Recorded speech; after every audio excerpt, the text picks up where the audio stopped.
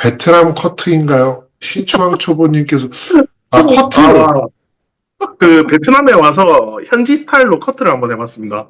왜요? 2,000원밖에 안 하더라고요. 15층에서 제가 로프를 타는 거는 그 모양새가 너무 그렇습니다.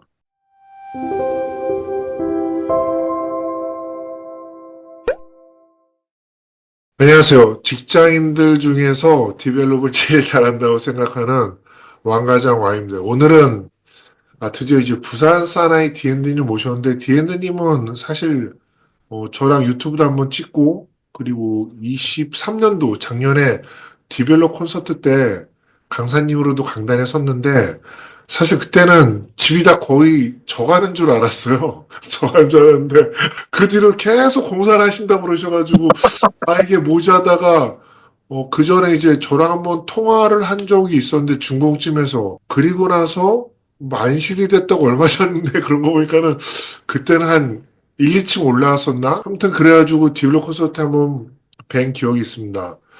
오늘 초대 손님 디엔드님 반갑습니다. 반갑습니다. 간단하게 자기소개 부탁드리겠습니다. 예, 저는 디엔드라는 닉네임을 쓰고 있고요. 그 왕 과장님 해드리셨듯이 23년도에 디벨롭 콘서트에서 강사로 한번 강의를 한번 한 적이 있었습니다. 저는 부산에서 최근에 15층짜리 오피스텔 건물을 하나 준공을 내서 지금 최근에 만실을 한 경험이 있습니다. 첫 번째 임차 계약서 쓸 때랑 예. 만실이 됐을 때랑 어떤 점이 틀리던가요?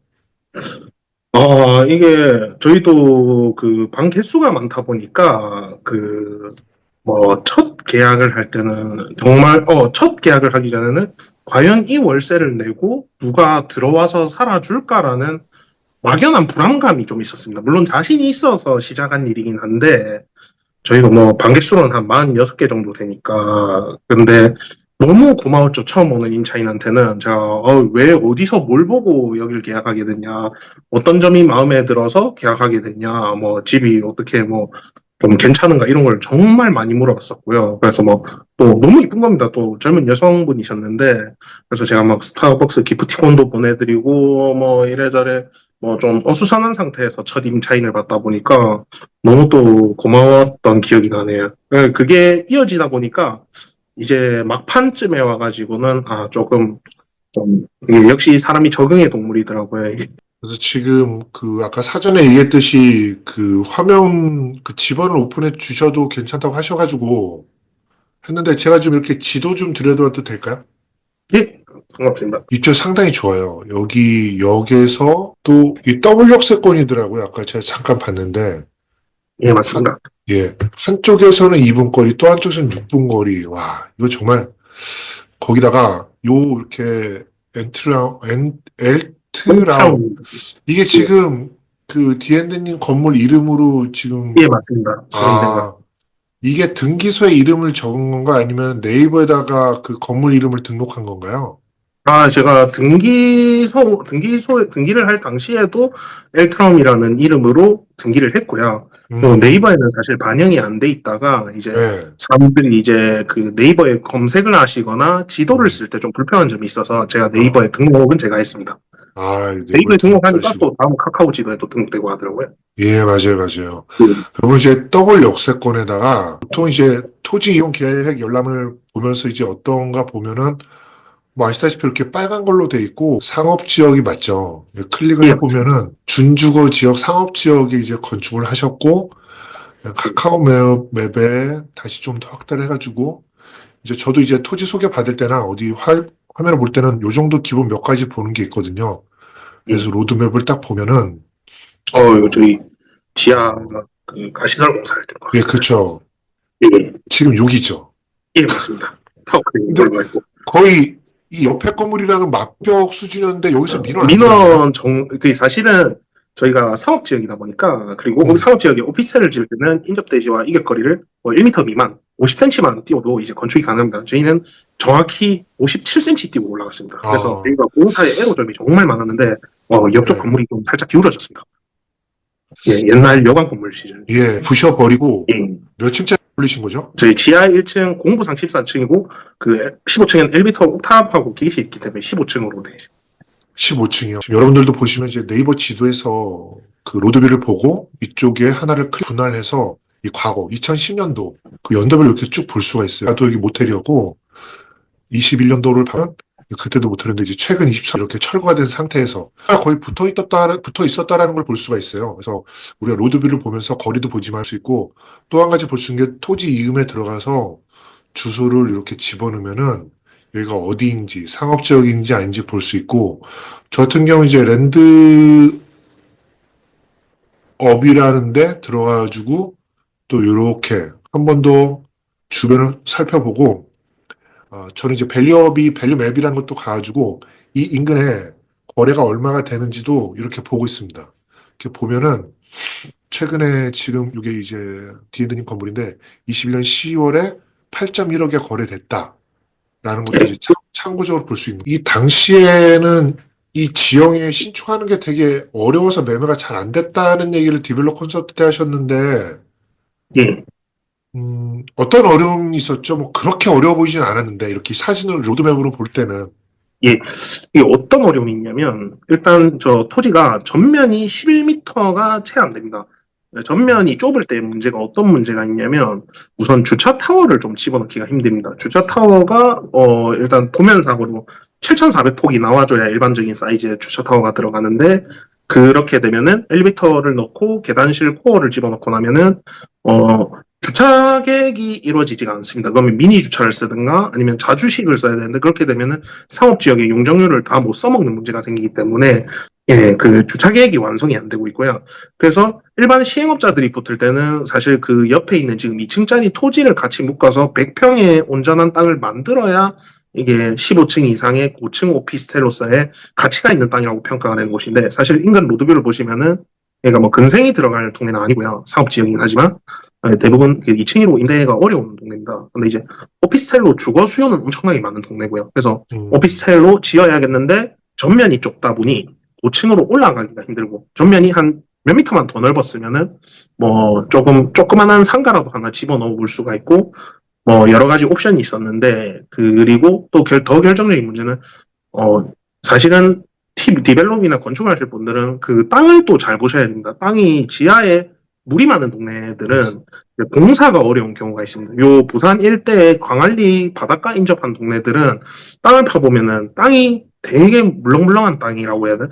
이렇게 물을 많이 먹고 있는 동네이기 때문에 인접에 노후 건물이 있을 경우에는 그 이렇게 바짝 대지 경계선에 붙여서 건물을 짓게 되면은 상당히 공사 난이도가 올라가는 문제가 또 있습니다. 그래서 그 정리를 하자면 첫 번째 땅의 전면부가 좁음으로 인해서 나오는 수익성의 문제. 그리고 두 번째는 이제 토지가 이제 단단하지 못한 형질을 가지고 있기 때문에 공사에 어려움이 있는 경우가 있고 그리고 그런 이유들 때문에 이제 좀 사업성이 없다는 판단이 많이 나왔던 저희 크레인 맨 위에 이렇게 표시된 거 막을 수 있는 데 있잖아요. 여기서 이제 그 준공식을 하신 거 아니에요? 맞습니다. 그 건물의 옥상에서 중공식을 했습니다. 당시에 이 건물 옥상에서 만실된 이후에 준공식을 할 거라는 생각을 하셨었나요? 이게 참 하면서 점점 자신이 없어지더라고요. 이게 뭐 다른 걸 떠나가지고 이게 공사나 건축을 해보니까 결국은 다 모든 문제들이 돈 문제로 귀결이 되기 마련인데 저는 뭐 나이도 뭐 아직 뭐 그렇게 많이 먹진 않았고 자금력이 있을 수가 없습니다. 자금력이 없는 상태에서 하는 건축이 너무 괴로웠고 이게 없는 돈에서 하다 보니까 계속 이 압박감을 1년, 2년, 3년째 겪다 보니까 이게 과연 지어질까, 이게 끝이 날까 하는 걸 뭐 삽을 뜨기 전에는 오히려 자신이 있었는데 땅을 파면서는 타워크레인 올라다 보면서 저게 건물이 올라가나 진짜 이게 내가 잘못한 거 아닌가 이런 생각을 정말 많이 했었던 기억이 납니다. 그래도 어쨌거나 이제 만실을 채웠는데 첫 임대하고 나서 만실까지 46개가 채워지기까지 얼마나 걸린 거죠? 이게 초반에 이게 세입자들이 보니까 제 눈에 방이 구조가 저희가 한 층에 5개가 타입이 나오는데, 가격을 다 달리 했습니다. 요게 한 6층 위로 올라가면은 전면이 그 뻥뷰가 나오고요. 뻥뷰. 그리고, 올라갈수록 이제 건물의 층고도 좀 달라지고 이제 여러 가지 변수를 계산을 해서 이제 방의 크기, 뷰, 그리고 고층일수록 가격을 조금 높게 세팅을 했었고요. 근데 이게 제 눈에 예뻐 보이고 좀 좋아 보이는 호실은 가격을 좀 높게 세팅을 했는데도 금방 빨리 나가더라고요. 그래서 조금 한 반평이라도 좀 더 크고 뷰가 좀 나오는 호실을 금방 정말 다 빠졌고요. 지금 남아있는 거는 지금 남아있는 게 아니고 처음에 엄청 잘 빠졌다가 이제 마지막에 가서는 이제 좀 안 나가는 타입들 몇 개 이제 그래서 한 달 보름 정도를 한 달 조금 넘는 기간 동안 거의 한 절반 정도는 뭐 그냥 뭐 하루에도 2개씩 뭐 계약이 나갔었고요. 막판으로 갈수록 이제 조금씩 텀이 좀 늘어지는 경향이 있었습니다. 법인으로 신축하신 이유가 있는지 질문이었는데, 뭐, 특별히 법인으로 하신 이유가 있으신가요? 간단하게? 법인 대 개인을 가지고 시나리오를 정말 많이 생각을 했었습니다. 이게 법인 개인이 단순히 소득세와 법인세의 차이만을 가지고 논하시는 경우가 있는데, 임대업을 하게 될 경우에 뭐 건보료의 문제, 아니면은 앞으로 향후 상속 증여의 문제, 뭐 그리고 뭐 대출의 문제, 뭐 여러 가지 경우가 있을 겁니다. 거기에 저처럼 이제 건설임대 사업자가 끼어버리면은 더 다양한 변수가 나올 수 있는데, 저는 뭐 제가 계산해 본 바로는 법인으로 할 때나 개인으로 할 때나 큰 차이는 없었습니다. 이게 뭐 건설임대 사업자를 아시는 분이 계신지 모르겠지만, 건설임대 사업자를 할 경우에는 이제 거의 모든 취득, 보유, 처분 단계까지 세제 혜택을 받을 수 있고, 개인으로서는 정말 강력한 장기보유 특별공제 혜택이 아직 남아있기 때문에 개인도 굉장히 메리트가 큰데, 그럼에도 불구하고 저는 조금 이제 요 한 번의 신축으로 건축을 끝낸다기보다 뭐 요걸 회사를 좀 더 키워서 좀 다른 투자로 좀 활용을 해볼 여지도 있지 않을까 해서 좀 제가 개인적으로 계산해 봤을 땐 개인으로 할 때보다 법인이 실익이 있지는 않았습니다. 어차피 뭐 건축을 할 거니까 대출도 그때 당시에는 뭐 개인으로 한다고 크게 불이익이 있는 상황은 아니었고, 네, 뭐 어쨌든 좀 키워보고 싶은 욕심이 있어서 또 법인으로 하면 또 멋있으니까 뭐 해보고 싶었습니다. 그래서 법인으로 결정하게 건설임대 사업자 내시고 10년 동안 양도 안 되고 세제 혜택 보면서 10년을 끌고 가야 되는데, 됐습니다. 만실되고 나서 예, 예, 여기 건물에 지금 대출이 어느 정도 있을 거라고 예상이 되고요. 예. 이자 내고 46개면은 월 현금 흐름이 얼마인지가 제일 궁금하죠. 뭐 저 역시 뭐 모든 분들이 지금 그래서 얼마나 월 현금이 있을까? 월 현금이 얼마나 되는 거예요? 제가 이제 계산해 보니까 네. 이게 트립별로 금액이 조금씩 다른데, 뭐 음, 평균, 뭐 관리까지 하면 65만, 70만 원, 65만 원 사이에서 왔다 갔다 합니다. 그래서 이제 그 위에 또 주인 세대가 한 세대 끼어 있고 하다 보니까 뭐 주차비, 관리비 이런 것 저런 것 다 합치면은 총 들어오는 현금은 한 3천만 원에서 3,200 사이 정도 되는 것 같습니다. 한 이래저래 만실 기준으로는 한 3,100만 원이 조금 넘게 나오는 것 같고요. 예. 그리고 대출이자 이건 제가 공개하기는 좀 그런데, 그거 5% 계산하면은 대출이 한 달에 한 1,800 왔다 갔다 하면 할 건데, 거기 뭐 관리비, 뭐 엘리베이터, 주차 타워, 뭐 이런저런 뭐 청소 이런 거 다 빼보면은 한 달 월 관리비가 뭐 공용 전기까지 하면 한 100만 원, 150만 원 정도 되는 것 같고요. 예, 그 정도 보시면 될 것 같습니다. 46개에 짓고 나서 이제 월 1,000만 원 현금 흐름이네요.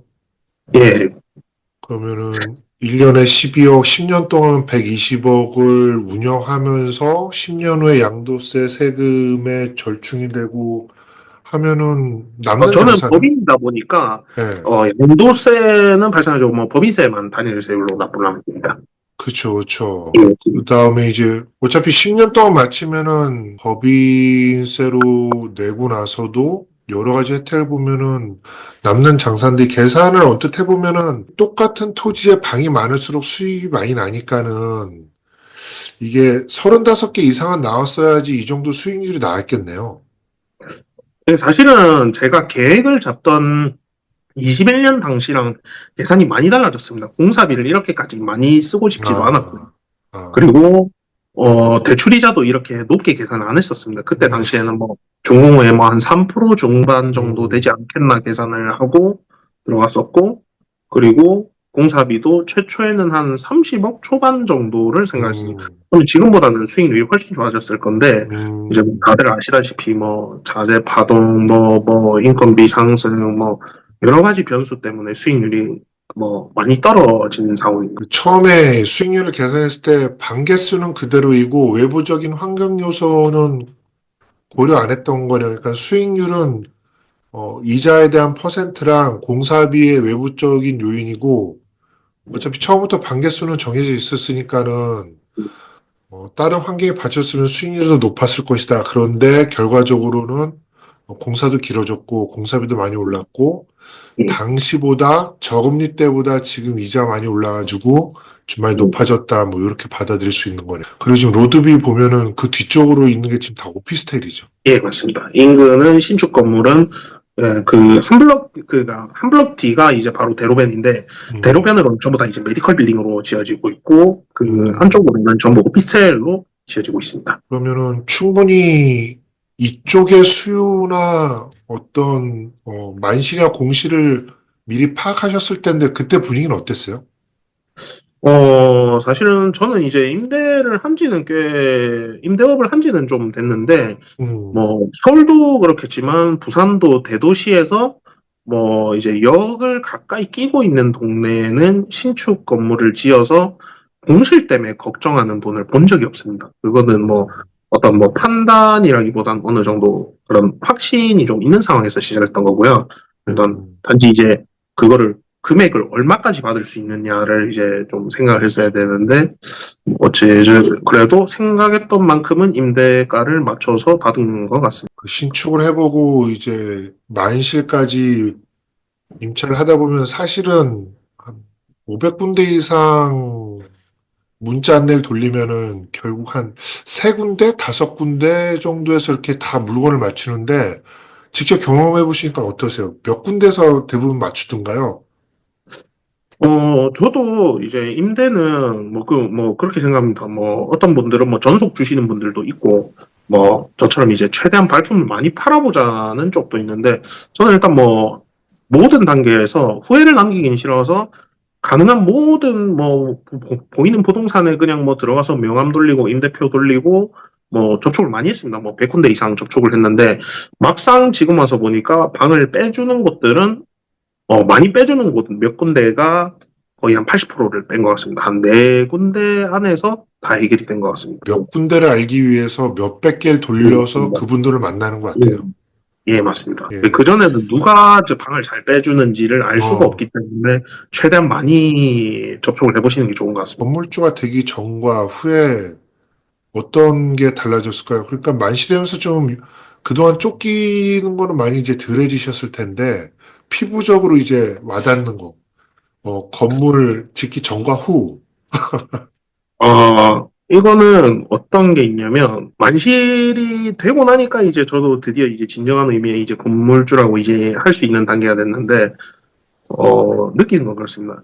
좋은 게 있고 나쁜 게 있는 것 같습니다. 이런 음, 건물을 가지기 전에는 어느 정도 이제 없어서 느끼는 어떤 부족함, 뭐, 뭐 말하자면, 뭐 돈은 뭐 그때 당시에 뭐 더 들고 있었을지 모르겠는데, 뭐 풍족합니다. 풍족하다는 게 일단 그 통장에 돈이 돈다는 어떤 느낌이 주는 만족감이 좀 되게 큰 것 같습니다. 뭐 따로 저 같은 경우에는 뭐 직장 생활을 하는 게 아니니까 뭐 항상 사업을 했었고, 예, 사업이라는 게 일정한 현금 흐름이 없이 계속 돈이 들어올 때가 있고 안 들어올 때가 있고 그 갭이 너무 버티기 힘들 정도로 괴로웠는데 지금은 어느 정도 꾸준한 현금 흐름이 만들어진다는 그 만족감이 어마어마하게 크고요.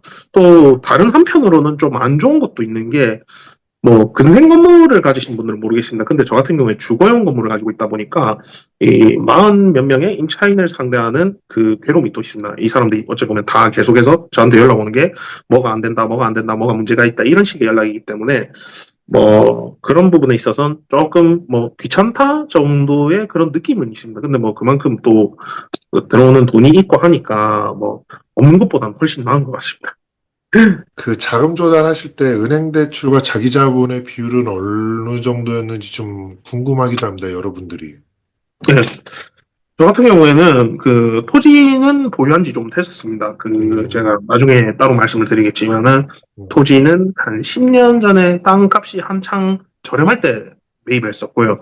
그 당시에 뭐 매매가를 한 3억 7천 정도로 매매를 했었던 거고요. 어떤 스토리가 있는 거면 저는 이제 원래 다른 동네에서 모텔을 했었고 여기에서 이제 하나 더 이제 임대로 들어갔던 오래된 여관 건물이었죠, 여기는. 그냥 요거를 임대로 들어가 있던 임차인이었는데 그 임대인의 어떤 특수한 사정에 의해서 특수한 사정이라니 뭐 좋은 사정은 아닙니다. 그러니까 뭐 남편이 보증을 잘못 서고 뭐 압류가 들어오고 이런 상황에서 뭐 정신없는 상황에서 임차인인 네가 혹시 매입을 할 의향이 있으면 빨리 사서 빨리 사가라 해가지고 제가 그 당시에 나이도 너무 어렸고 뭘 모르는 상황이니까 근데 뭔가 그런 촉은이 있었습니다. 뭐 건물 컨디션은 안 좋았지만은 음, 어 위치가 굉장히 좋고 뭐 부산에 몇 개 없는 환승역이 음, 껴져 있는 동네에 또 토지고 이게 상업지가 뭔지 준주거가 뭔지 그 당시엔 몰랐는데 근데 뭐 얼핏 들어보니까 상업지라는 게 좋은 땅이더라 음, 정도는 알고 있었고 그래서 매매가도 괜찮은 것 같고 그때 당시에 대비를 해도 근데 결정적으로 제가 어떤 이유에서인지 모르겠는데 대출이 안 나오는 상황이었는데 그것도 잔금은 또 그 임대인이 빌려주신다고 그러니까 장사해서 갚아라라고 이야기를 하니까 매입을 안 할 이유는 없었고요. 그래서 현금 1억 들고 구매한 토지였고요. 그 땅이 땅값이 많이 올라서 음, 에쿼티에 에쿼티를 조달할 수 있는 수준이 됐고요. 그리고 그러고 모자란 거는 뭐 여러 가지 시공사에 업 계약을 해서 이제 업 계약한 그 계약서를 들이밀어서 공사비에 대출을 받는다는가 하든지 그리고 좀 모자란 이런저런 기타 비용들은 또 주변의 친구들한테 또 빌려서 또 납부를 했어요. 어쨌든 들어간 제도는 거의 없이 했습니다. 거의 없다는 게 원사는 아예 없이 들어간 거죠. 오히려 이렇게 대출을 그때 당시 기준으로 공사비 한 110% 정도를 받았으니까 남은 돈으로 이제 대출 이자는 납부하고 뭐 먹고 살고 그런 거. 아무리 돈이 들어간 게 없다지만은 그 디엔드님의 젊은 시간, 예. 세월이 다 밑바탕이 돼가지고 그런 게 신용이 쌓여가지고 이런 결과물을 낳았다고 생각을 합니다. 건물주를 꿈꾸는 젊은이들에게 해주고 싶은 그 조언이나 주의사항 같은 게 뭐가 있을까요? 지금 해본 사람으로서. 아, 이게, 저도 사실은 제가 지은 요 건물도 있지만, 여기저기 건축주분들하고도 소통을 많이 합니다. 주변에 뭐, 인근에 뭐, 어쩌다 보니까 뭐, 젊은 청년이 오피스텔을 하나 지었다더라는 소문이 어쨌든 또 부산에서는 뭐 동네가 좁다 보니까, 이렇게 뭐, 여기저기 뭐, 소개를 해주셔서 건물을 짓고 싶거나, 지으려는 분들한테 연락을 많이 받고, 실제로 그런 분들의 현장도 많이, 뭐, 컨설팅이라 하긴 그렇지만, 뭐, 어쨌든 막 가서 일들은 도와드리고, 같이 고민도 해드리고 하는데, 참 안타까운 게 좀 그런 겁니다. 이게 아직 이 시장이 뭐 유튜브나 이런 뭐 어디 네이버에 뭐 검색만 해도 충분히 알 수 있는 정보들이 넘쳐난다고 저는 생각을 하는데 막상 그 제가 체감하기에는 아직도 사람들이 모르는 게 너무 많구나 너무 많고 이거를 알아야 할 정보들이 너무 넘쳐나다 보니 스스로 좀 공부를 한다든가 그런 거를 알기를 포기하는 경우를 많이 봤습니다. 그럼 결국에 어떻게 돼야 되냐? 지인의 소개, 뭐 아는 사람 소개, 건너 건너 소개로 모든 걸 풀어가려고 하다 보니까 결과가 너무 안 좋게 나오는 상황을 많이 봤습니다. 그래서 제가 뭐 처음 이제 시작을 하시려는 분들에게 당부 아닌 당부를 드리자면 너무 지인을 믿지 않으셨으면 좋겠어요. 해본 사람들의 말이 조언이 분명히 도움이 되는 건 맞으나 그 조언을 듣고 판단은 스스로 최소한 할 수 있는 정도가 되어야지 예, 접근할 수 있는 시장이지 남을 믿고 해서는 결과가 좋은 경우를 거의 못 본 것 같습니다. 지인이나 믿었던 사람이 실력자이거나 좀 잘 인도해주면 괜찮은데 또 아닌 경우도 있으니까 좀 그런 일이 생기는 것 같기도 해요. 근데 저희 단톡방에서 봤을 때는 디엔드님 보면은 직접 인테리어 하시고, 뭐, 심지어 외벽도 타셨잖아요. 그런데 네. 그런 간절함은 어디서 나오는 거예요? 이게 간절함이라는 게 결국 네. 돈이 없었던 것 같으면 뭐 지어보신 분들은 아시겠지만 뭐 제일 비싼 거 인건비 제일 비싼 거 뭐 로프 공들 로프 다시는 분들 그게 뭐 공사를 크게 할 때는 뭐 하루 일당으로 계산을 하는 경우도 많지만 이제 뭐 모텔이나 제가 했던 업을 하면서 뭔가 하루 일거리를 이제 업자를 수배를 해서 부른다 뭐 50만 원, 100만 원, 100만 원 단위가 넘어가는 경우도 많고, 뭐 뭐든 마찬가지입니다. 뭐 설비, 방수, 누수 부르면 다 돈이고, 음, 그 돈이 합당한가를 판단할 능력이 있으면은 제가 지금에 와서는 저는 그런 건 안 하고 있습니다. 안 한다는 게 뭐 제가 어느 정도 그런 공사를 어떤 누구한테 어떤 금액을 주고 어떻게 시켜야 하는지를 아는 상황에서 하는 것과 내가 막연히 아무것도 모를 때는 그 이 금액이 합당한지 아닌지 자체를 판단할 수가 없기 때문에 그래서 초반에는 눈탱이 아닌 눈탱이도 많이 맞았고요. 그런 게 뭐 나이가 어린 사람이 뭐 일을 맡기니까 뭐 또 그 돈을 받고 잘해주면 저는 정말 괜찮다고 생각하는데 보통은 뭐 일의 결과가 안 좋은데 금액은 비싼 경우를 여러 번 겪다 보니까 아쉬우면 뭐 내가 해야겠다. 뭐 내가 돈도 없고 뭐 남는 건 시간이니 한번 해봐야겠다 하는 것들이 경험이 이제 축적이 되니까 그런 것도 본 것 같습니다. 저도 이제 그런 돈이 아까서 뭐 잡부 역할을 하고 직접 폐기물을 갖다 버리고 운전을 하고 군방을 하고 했는데 또 지나고 보니까는 굳이 그 돈을 안 아끼고 그냥 사람을 써가지고 하는 것도 괜찮지 않았나라는 맞습니다. 생각이 들더라고요. 맞습니다. 근데 그 당시에는 그거를 충분히 나 혼자 아낄 수 있다는 생각을 했거든요. 맞습니다. 그게 참 아이러니합니다. 그러니까 이게 한 번은 경험을 해보는 건 좋은 것 같습니다. 이게 저도 지금에 와서는 그런 걸 안 한다는 말씀이 그게 효율이 별로 좋지 않습니다. 당장 뭐 사람을 쓴다는 게 뭐 1, 20만 원 아낄 수 있고 2, 30만 원 아낄 수 있고 뭐 크게는 50만 원, 100만 원도 아낄 수 있겠지만 네. 그게 결국 뭐 골병으로 돌아오든 어, 그리고 아무리 제가 열심히 한다는데 그 마감 공정은 특히 그 퀄리티가 그 전문업자의 영역에 미치기가 정말 힘듭니다. 뭐 그러니까 그거를 경험을 한번 해보고 내가 어떤 음, 사람한테 어떻게 작업을 할지 뭐 이런 좋은 업자를 선택하기 위해서는 한번 해볼 필요가 있다고 생각은 합니다. 뭐 너무 직접적인 경험을 할 필요는 없겠지만 뭐 직간접적으로 한번 관심 정도는 가져볼 만한 것 같습니다. 이제 외병은 안 타시겠네요? 지금 그게 뭐 예전에 뭐 5층 건물을 가지고 있을 때는 뭐 재미삼아 안 보이는 곳에서 할 수 있을 테고 15층에서 제가 로프를 타는 거는 그 모양새가 너무 어, 쉽지 않을 것 같습니다. 근데 5층하고 15층 완전히 기분이 다를 텐데요. 아, 근데 제가 예전에 막 일을 좀 또 높은 데서 한번 해본 적이 있는데 똑같습니다. 이게 일이라는 게 처음 한 발을 내딛고 줄에서 손을 떼는 과정까지가 너무 힘든 거지.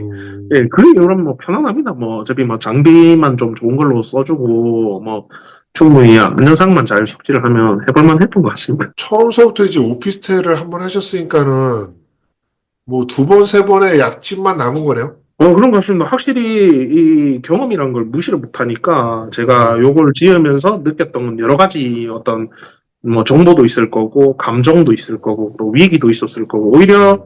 저는 이렇게 힘든 시기에 한번 지어본 경험이 뭐 앞으로 몇 번이나 더 해볼지 모르겠지만 앞으로 좀 계속 좀 어, 겸손이라기보다는 항상 조심하면서 조심하고 돌다리를 두 번, 세 번 두들길 거 네 번, 다섯 번도 두들길 수 있고 이런 전체적인 프로세스를 한번 해봤으니까 음. 다음번에 하게 되면 조금 더 수월하게 할 수 있지 않을까. 물론 그때 또 다른 변수가 있겠지만 뭐 그런 생각을 하고 있습니다. 참, 앞으로 한 5년, 10년이 기대되는, 제가 아는 몇 분 중에 제일 기대되는 분이시고요. 이렇게 늦은 시간까지 왜 쿡에 계시는데, 뭐 이렇게 왕과장 TV에 인터뷰 나와주셔서 너무 감사드리고요. 오늘은 신축 단톡방의 보물, 부산 사나이 디엔드님하고 준공 후에 만실이 돼서 여러 가지 얘기를 나눴습니다. 누군가는 생각만 할 때 누군가는 실행하고 심지어 외벽까지 타는 분들이 계십니다. 우리가 어떤 인생을 디벨롭하고 건물을 짓기 위해서는 자기 마인드가 필요한 거야. 그런 마인드나 준비의 확신은 준비된 사람만이 할 수 있다고 생각을 합니다. 저 역시도 간절함이 있었기에 신축을 했고, 그런 여러 건축주님들 만나고 신축 투어 때 현장에서 얘기를 해보면은 어떤 준비된 분, 그 준비를 확신으로 만들기 위해서 노력하고 실행했던 분들을 여러분들은 여러분들의 인생을 위해서 어떤 준비를 하고 노력을 하시는지 저는 알 수가 없지만 그런 분들이 모여서 같이 합심을 하고 똑같은 목표로 같이 나간다면은 분명 좋은 결과가 있을 거라고 저는 분명히 확실합니다. 어, 남을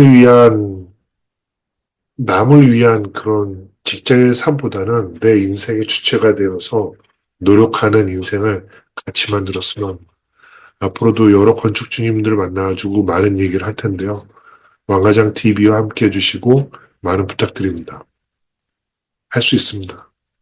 저같이 평범한 사람도 했는데요. 같이 달리시죠. 파이팅! 오늘도 여러분의 왕가장은